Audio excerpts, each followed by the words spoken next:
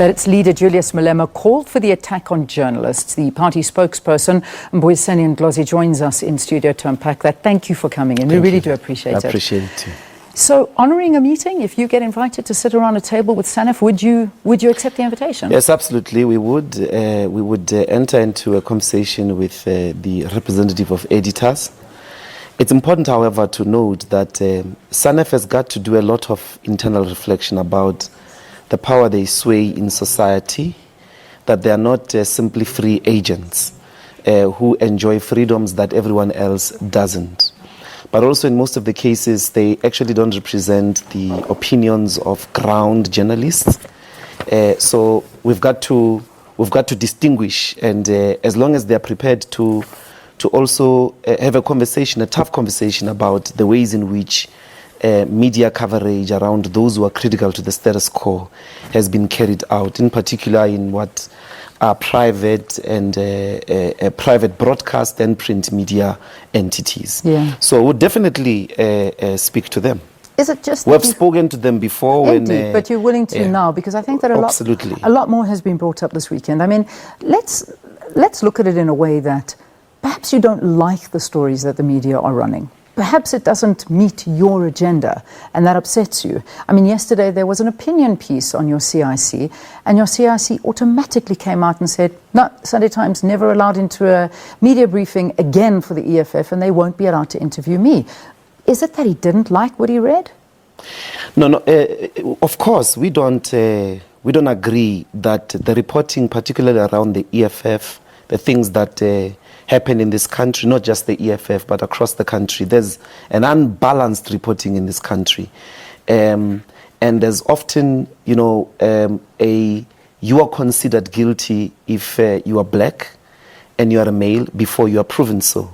So even if you point to the media, their own mistakes, I'll take two examples. The first one related to the covering on VBS.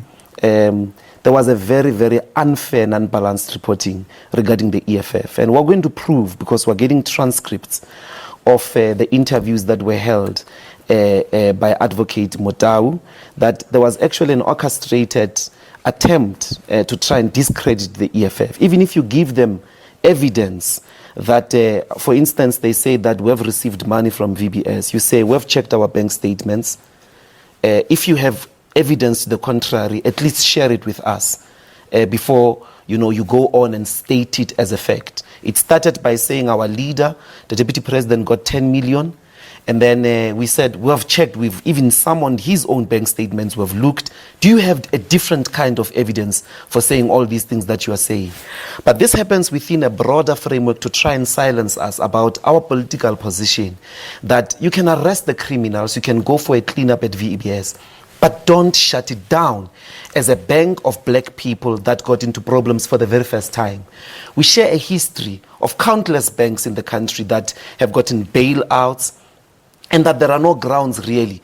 But you should check the type of reporting that came. I mean, there were probably more than 60% reports on the EFF. I mean, even if you were to believe that EFF benefited 1 million, you ignored in terms of how you reported everyone else of the close to 2 billion that happened. The second one is this Sunday Times editorial. It's an editorial. Is an editorial. It's not a story, it's an editorial. And the editorial takes the position that our leader is racist. Okay. And people must build courage against and stand up against him. I mean, Julius Malema did not run an apartheid regime. Julius Malema is not responsible for the white privilege that persists in society. Julius Malema is the single most consistent voice out there, challenging the status quo and the ways in which white privilege continues to persist. Is he really consistent? Absolutely. Why has he suddenly turned against Pravin Gordhan now? This is not a sudden turn. That's another misinformation. Why? Even we then, heard him speaking in favor of him, and now he's against him. No, there was no favor in favor of Pravin Gordhan. When Pravin Gordhan, Jacob Zuma said he's going to fire him on the basis of a manufactured intelligence report, we said no. Even then, we indicated that is not a defense of Pravin Gordhan. It is a challenge of the abuse of state power and state institutions to settle political scores. Even outside the court in Pretoria, when we shut down Pretoria in protest for the public protector's report to be released, we indicated that don't confuse a challenge of Jacob Zuma and his abuse of state power to settle political scores to be a support for Pravin Gordhan. We've never supported Pravin Gordhan. In fact, our argument in relation to state capture is this guy was a finance minister all the time, that the Guptas were going into government and contracts illegally. He never raised a single finger. He never said anything. His newfound conscience had to do with the fact that he was fired and his career was on the line. And you must never, you see, when we do that, when we say don't treat a criminal or a potential criminal unfairly, they must still go through a due process. You must never confuse it as a defense of a criminal.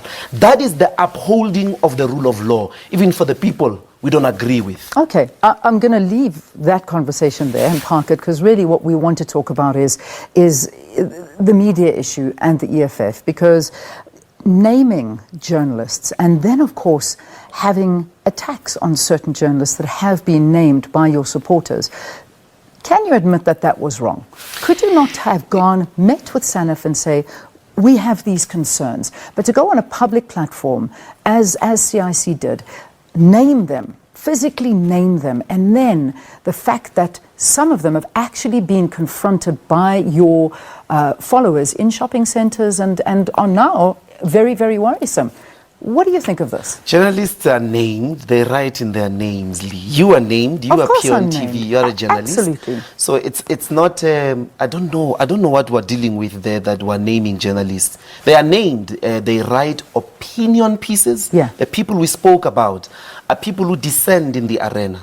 They are not sitting somewhere in an objective, table doing a story.